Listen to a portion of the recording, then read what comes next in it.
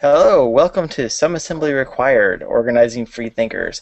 I'm Stephen Olsen, your host. With me is my co-host, Cassie Rogers, and Ellise Hauth from the Air Capital Skeptics in Wichita, and Veronica Brown from the Kansas City Atheist Coalition in the eponymously Kansas City.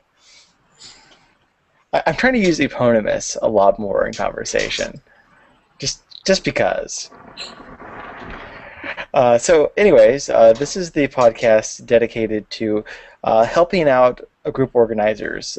Basically, if you have a group and you want to troubleshoot ideas, we want to have you on the show. We want you to listen to the show so that you can kind of get an idea of what other people have done when they've run into the same problem that you have. And also, the other goal is to help inspire people who aren't group organizers yet to go ahead and start a group. Or to take a volunteer position in a group that already exists. Because if your town doesn't have a free thought group, it probably could use one. Because we need more skeptics and atheists out there, and having a community makes their existence a lot easier. So, real quick, the topic for today is harnessing the power of conventions. Basically, if you have a giant convention like the Amazing Meeting or Skepticon, you want to take advantage of the fact that you have a ton of people coming to your area and use it to promote your group. Let the people who haven't heard of you but live next door know that you're actually holding events dedicated to them. And it can be an extremely useful tool. Basically, me and Cassie did this in Springfield with the Springfield Freethinkers during Skepticon, and Ellise was one of the people who helped organize Rapture Day in honor of the fake Mayan, or fake not Mayan, apocalypse that happened in... Carol camping. Yeah, that one. I just always add Mayan to apocalypse now. I can't help it. And Veronica helped the KCAC put together KC RAM, the Kansas City Regional Atheist Convention with American atheists. And I definitely asked these two to join us because I noticed at Skepticon, which Stephen and I just got back from, they were there building their groups like crazy and setting up members or asking organizers what they could do to build their groups. So I just thought two amazing people would be great for this show. I agree. Oh, and I don't want to be rude, but I actually didn't help organize Rapture Day. Rapture Day is how I found Air Capital Skeptics.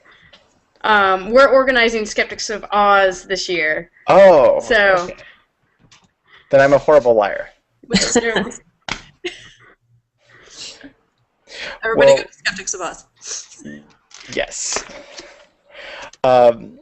So yeah, I guess real briefly, I'll talk a little bit about what we did for some of the Skepticons. The last one that I did as president, we actually finished setting up a coalition of reason. And if you don't know what one of those are, basically those posters, those billboards that say, "Are you good without God? You're not alone." There's a national organization that puts those out and pays for them, so that local groups don't have to foot the bill at all. And the basic gist is they just want you to cooperate with the other local groups in the area. That's really all they ask, is that you do that, and try to maximize the amount of attention that you get. When we finish finalizing our plans with that and to form the Ozarks Coalition of Reason, we timed it so that the billboards came out right as Skepticon was coming out. It was fantastic. We got tons of news coverage, and we got to mention at the end of every news piece, "Oh, by the way, there's a giant convention full of us. You should come check it out." And it was an extraordinarily useful tool. We got a lot of news coverage. A lot of people found the group because of it. It was exhausting for the organizers, but it was absolutely worth it. And I think there's a lot of things you can do before the convention, and now I know we're kind of in post-convention holiday season, so I think we can all kind of chat about what you can do before and after and during to try to grow your groups. And so I don't know how we want to take this off, but I guess we can start discussing like why conventions, why you should even encourage your groups to go to a convention. Why is this even a helpful thing? I don't know if anybody.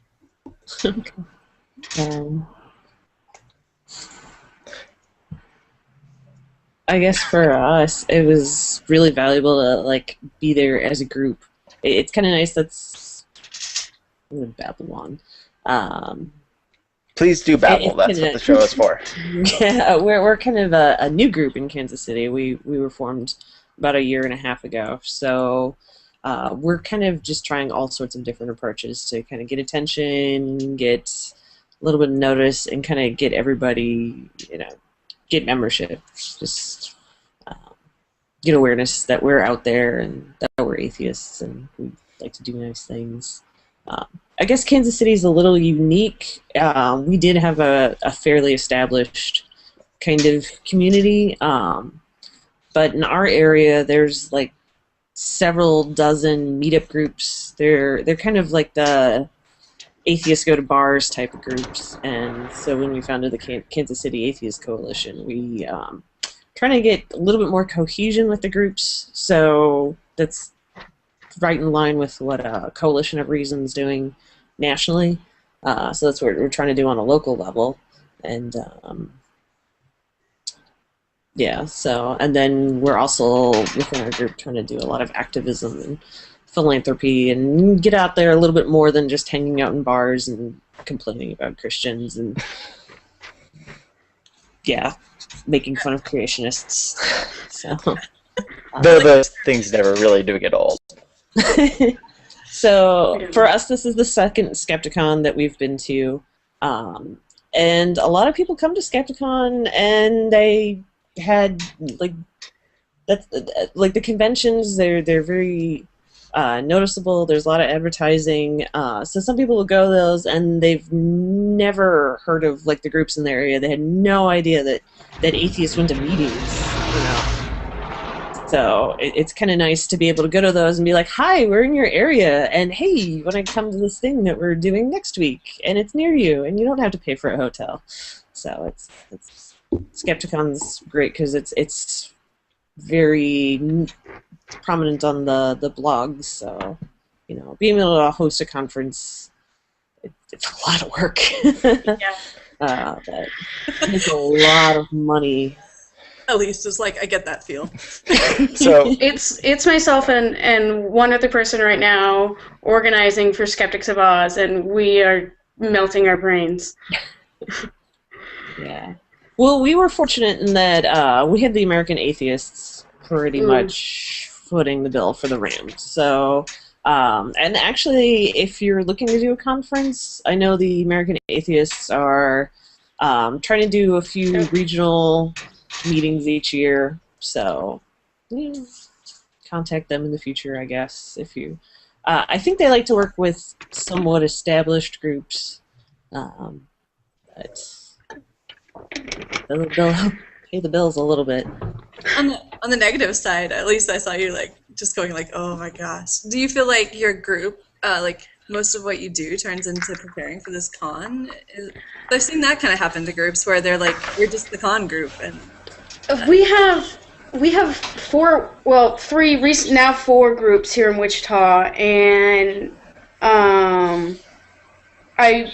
our group, Air Capital Skeptics, has kind of become the group that plans the con. Like it's all con all the time for the past like 2 months.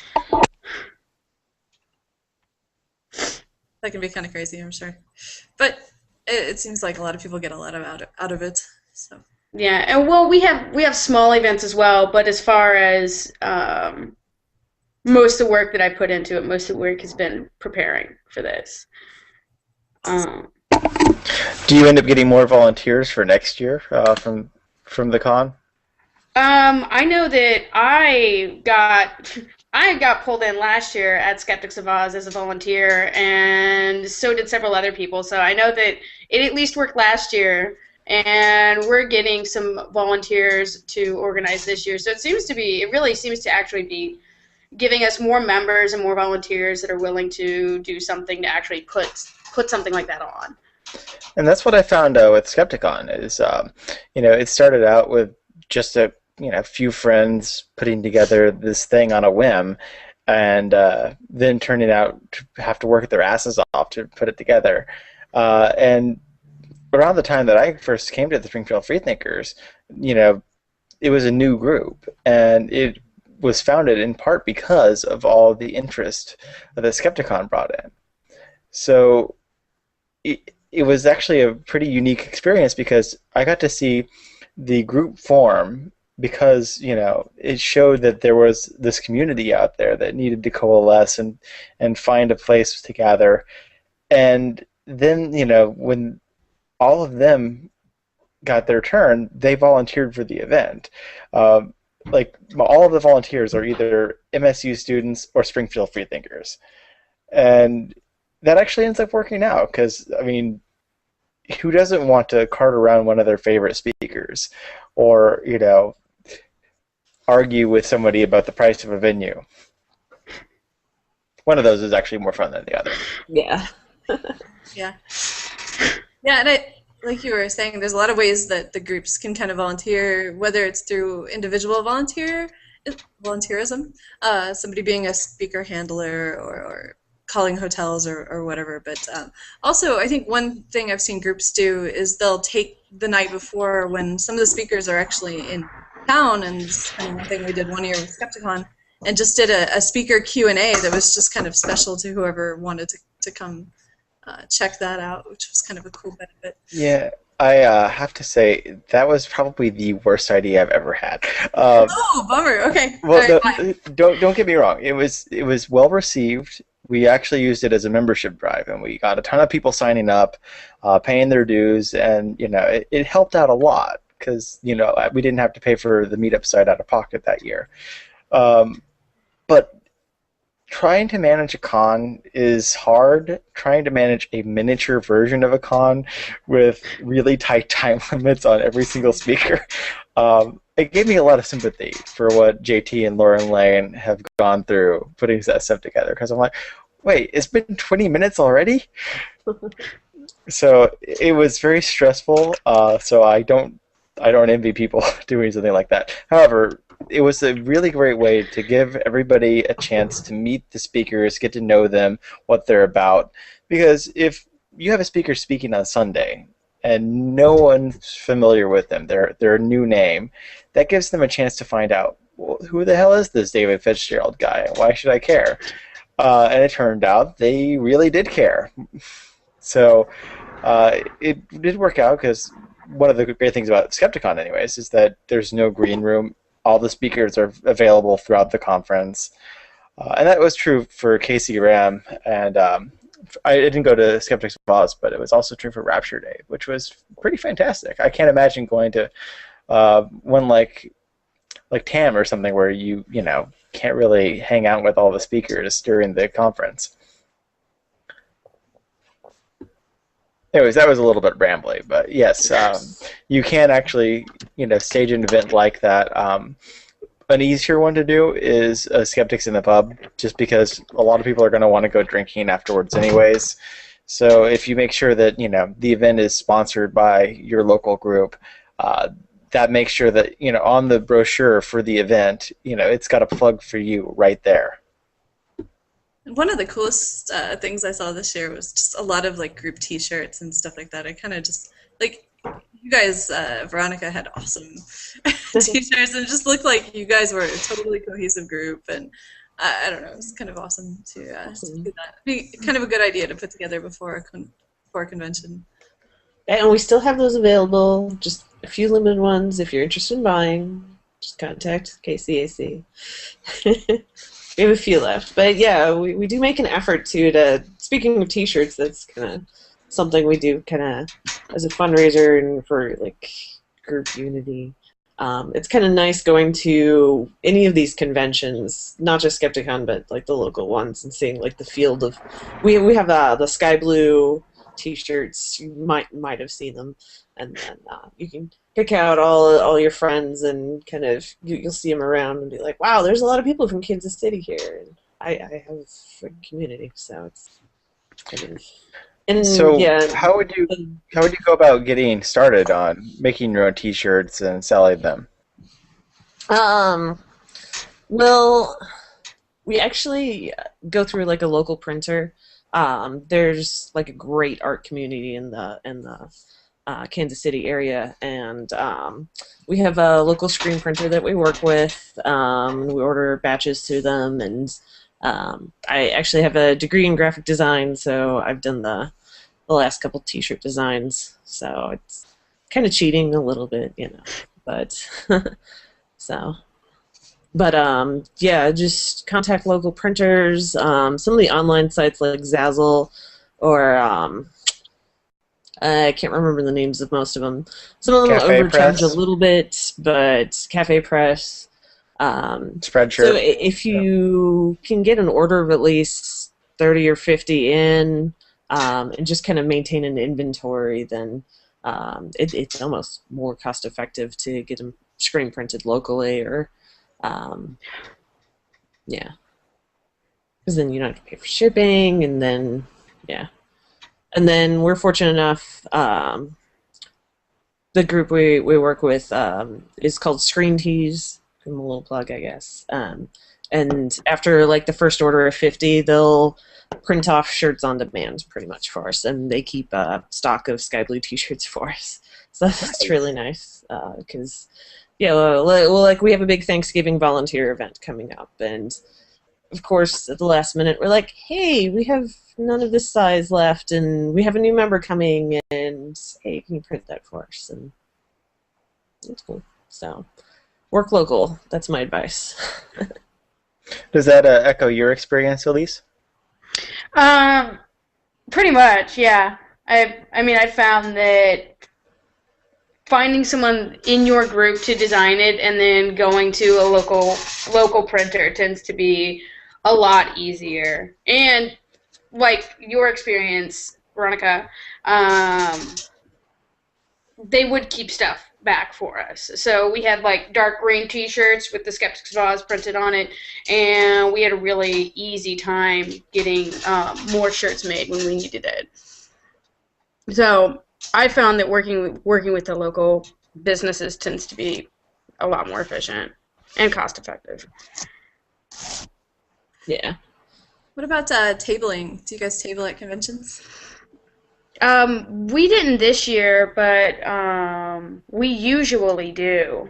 Unfortunately, right before Skepticon, we kind of had a change-up of our power structure in our group, and so it made it very difficult to get things organized to have a table at Skepticon. But our plan for the future is to continue tabling. So I think that one of the best things that you can do, and this is so meant. It's like we lost Elise. She was scared away. She'll be back. They always come. Yes. So, I mean, that happens to me all the time, so I'm completely sympathetic on that. But, yeah, one of the things that I found is so mundane and so easy to do, but crucial, is having a brochure. If you have a brochure that gives at least a rough schedule of the types of events that you have, then, yeah, you'll get a ton of people, local people, who are interested in your group. So yeah, we would just list, hey, we do the Skeptics in the Pub event on the first Tuesday, and we have a, conversation meeting on the third Thursday.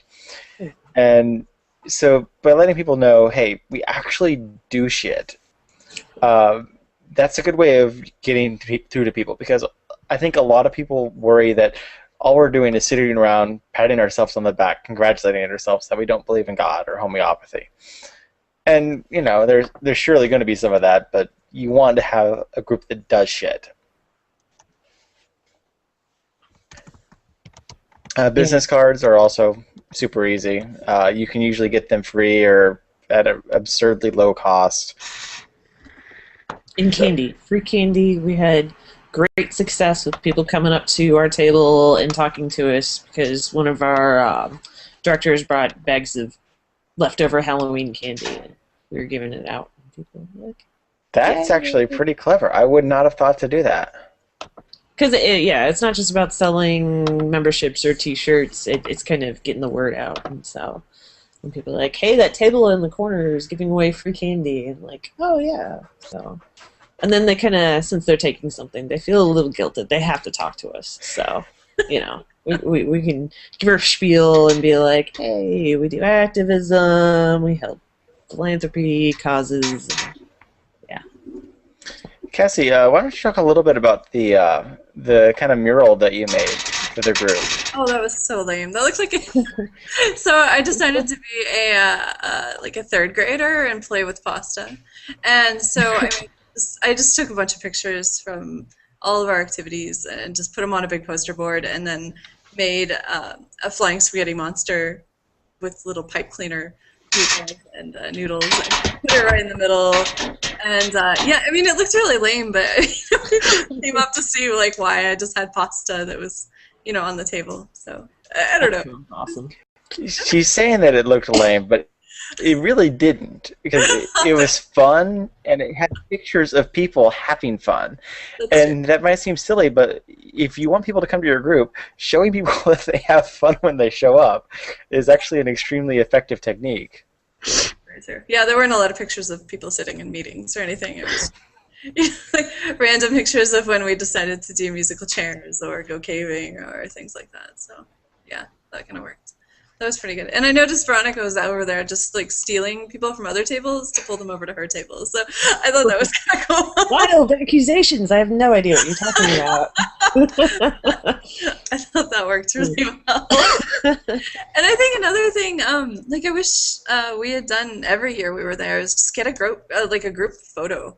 It seems like oh yeah, not a group Those photo. are hard to organize. We had actually made reservations for the Kansas City group at one of the local restaurants for Saturday lunch, and yeah, lots of people came, and group photo never happened. I have a lot of random snapshots, but yeah, getting atheists in a group is like herding cats. We've heard that expression before. I crashed that lunch. Yeah. It helps if you yell really, really loud. Yeah, I'll work on that. So what about after the con? I know, I had serious post-con blues, but we spent all this time working up to this big convention, and then after the convention, we want to show that we've grown our group or done something for our group. But how do you kind of get people to get back together and not be so tired? I think it's kind of with our group, I know we're kind of looking at the next big thing. We're discussing whether we want to do another con or another RAM, or there's been a few ideas thrown out. One of the speakers actually at Skepticon had talked about atheists owning buildings, and so that's something we're kind of thinking about as a long-term goal. It's kind of like, well, shit, a building's a lot of money, but that's going to go a great deal too. So I think it's not so much, don't worry about the little lull depression afterwards, but maybe kind of ride that high and then just kind of okay, well, we did this and this was awesome. It's going to be even better when we do this big thing that's awesomer. So you can just kind of build the momentum, I guess. And what kind of membership did you see after Casey Ram? Actually, I'm not sure how many new memberships we got after the RAM. I think it was maybe half a dozen or a dozen or so, but that's actually really good. Ram back to back with the Skepticon, so I know we added on dozens of emails onto at least our email list, and then maybe half a dozen members or so. So, how about you, Ellise? We've kind of been trying to, like Veronica said, just kind of trying to ride that wave and to keeping us focused for doing the next big thing, which for us is Skeptics of Oz in March. So just trying to use that to like power us through. And we also have had, we just recently had a Skeptics in the Pub last week. And we had several new members that I had seen at Skepticon show up to our Skeptics in the Pub, so that was really nice.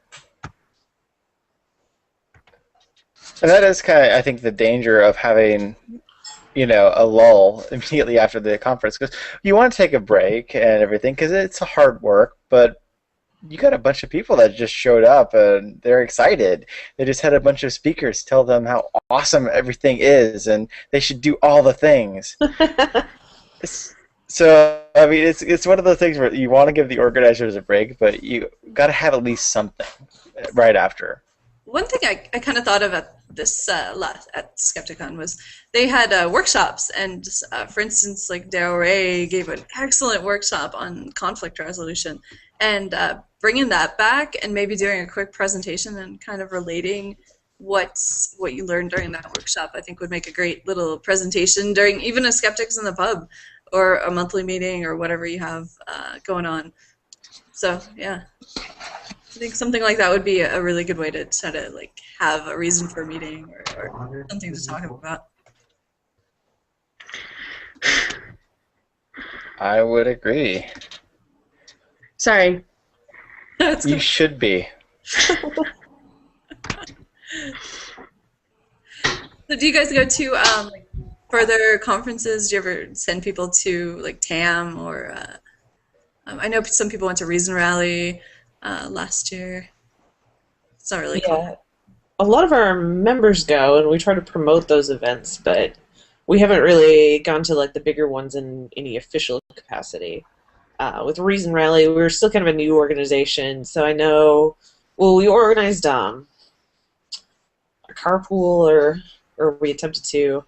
I actually wasn't able to go to that one. Some of the farther out cons are a little expensive for me personally, and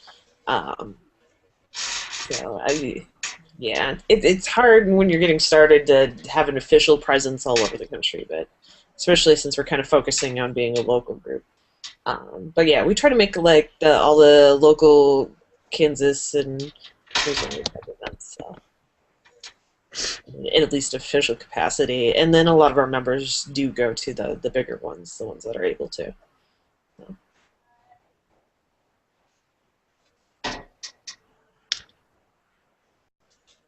One thing that I hadn't thought to mention before, that's actually extremely useful way that you can harness a convention, is we have, I mean, honestly, I think that the biggest benefit is meeting all of the attendees, but meeting the speakers is actually pretty useful too, if for no other reason than the fact that you can tell them about your group and find out ways to get them to come to speak on the cheap. Yep. Yeah, a lot of the speakers, even atheist celebrities, are not very like unapproachable. They're very down to earth, want to hang out, willing to make it work if you don't have quite the funds for their usual speaker fees. So yeah, getting to actually meet them and get to know them, and it's kind of fun being able to bring a big celebrity out to some of your events. So. Well, very quickly into the conversation, you can find out which one of them are in it for the movement. Yeah. And a good chunk of them are. Like, I don't want to like be too mean to Richard Dawkins, but he's not gonna make a big sacrifice to go to some local group. Yeah. But Daryl Ray, I have a feeling that if he made $0, he would still go out to your group and talk because he just gives a shit. Yeah, that's very true about Daryl. Yeah, he actually comes to our board meetings sometimes when he can make it. So it's just about with him scheduling mostly. So we do try to pay him when we can. He does like to eat. I've seen him eat. He definitely likes to. So. What speakers do you have coming up for Skeptics of Oz? We have JT Everhard, confirmed. Daryl Ray, Blair Scott. We've got a few others that we're not really announcing yet, but those are the folks we're announcing right now. You don't want to have some super secret leak here? It'll be fine. Nobody will see it, I promise. I haven't been given the go-ahead, so I'm going to keep them on hush so I don't get in trouble. Probably a good idea.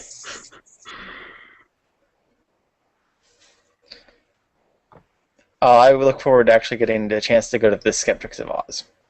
Yay. I was unable to go last time, but hopefully I'll be able to work my schedule to actually check it out. We try to organize it in such a way that we would be able to have maximum volume at this year's. It's awesome. I've got the Northwest Free Thought Conference coming up soon. I'm excited. Just going as an attendee. It's kind of weird just to go as an attendee. At least you should know that feeling too. Just to it's kind of odd. It's a little bit like whenever I go to a bookstore, like after Borders died, and I wasn't working there, but if I see something that's not straightened on the shelf, I still feel that impulse to go fix it. Now at least I'm working at a bookstore again, so I get something to supplement that. But that's how I feel if I'm at a convention that I'm not volunteering for or an event that I didn't organize. So I'm like, ooh, you should probably fix that thing over there, but I can't do that. That's how I found myself cleaning up after Skepticon, which was fun. But yeah.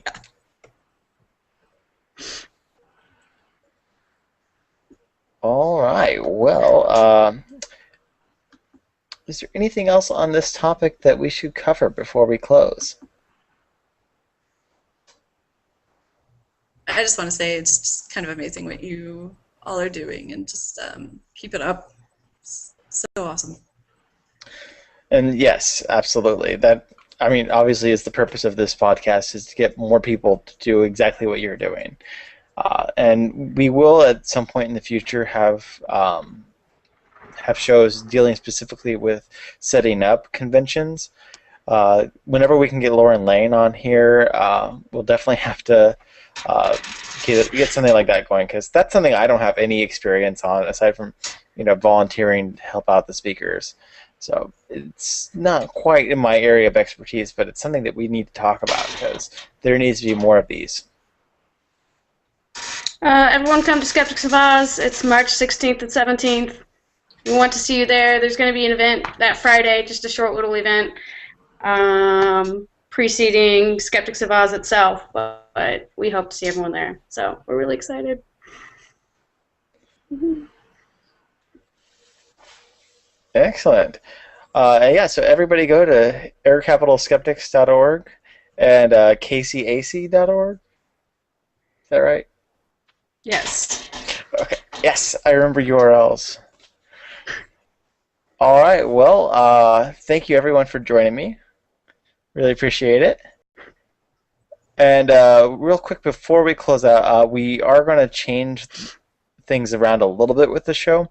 Well, in addition to having an actual co-host, because Cassie's awesome, we are also going to switch the show to being probably once a month, just so that we can actually do this without completely burning ourselves out, because we both have so many other projects going on at once that we don't want to take on this every week, because it turns out that's really difficult. When you're also blogging and doing another podcast and working 2 jobs and have a baby. Wow. Exactly, yeah. Oh, yeah, you have a baby too. Anyway, oh, we lost Veronica. Okay. Oh, well, anyways, so, yes, thanks everyone for tuning in. Definitely check out the Skeptic events page. They're the ones who help make this show possible. And until next time, this is Some Assembly Required. Bye, everyone.